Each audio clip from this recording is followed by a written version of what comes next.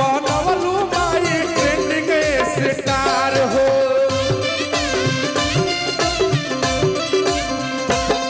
अरे भोरही से हम बैठल बानी रहू रे दुआर हो, तू ही तो बनवलू माई ट्रेंडिंग स्टार हो।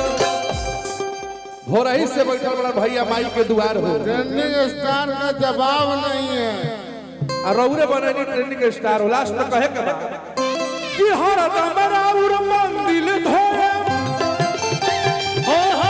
हर दम राउर मंदिर धोए में गर्मी लगी चाहे जाना।